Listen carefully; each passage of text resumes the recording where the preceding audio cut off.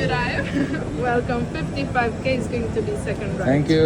Avstraliyaga borib kelish uchun naqd $14,000 A klass uchun to'lagan bo'larmidinglar akalar? Bu mag'lubga chiqishni orzu qilmagan sayohatchini o'zi bo'lmasa kerak dunyoda. Kattaligiga e'tibor beringlar. Yonidagi samolyotlar o'yinchoq bo'lib qoldi. Qanotini o'zi naqd 80 metrdan iborat bo'lgan 4 ta motorli bahaybat A380 modeliga xush kelibsizlar. Tonnasini ekonom klassini o'zi $2,500 ekan, lekin men juda ham omadli bo'laman. 3 ta joy o'zimga nasib qildi. Samolyot to'lmagani uchun endi yotib ketaman. Dubaydan Avstraliyaga 13 soat bo'lgani uchun 4 mahal ovqatlanamiz. Menyumizni qo'limizga tashlab ketishdi.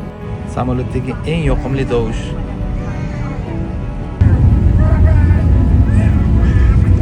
Ergash akam o'zlari ham borib biznes klassdan joy olgan ekanlar, naqd $10,000 ga. Mehmonga chaqirdilar, orqalaridan yurib tomosha qildim. Barini ko'rib, tomon ketib qoldi, to'g'risi. Barni qaranglar, kattaligini.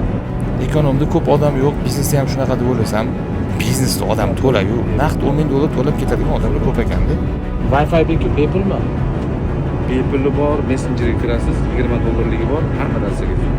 Internet orqali Telegram bilan bemalol gaplashib ketaman. 10,000 metr balandlikda, Hind okeani tepasida. Agar $14,000 to'laymiz desanglar, uxlab ketasizlar. 3 ta oyna ham saniga bo'ladi. Mehki mebel katta televizorlari bilan birga restorandan xohlagan payt, xohlagan ovqatingizni zakaz qilib yeyishingiz mumkin.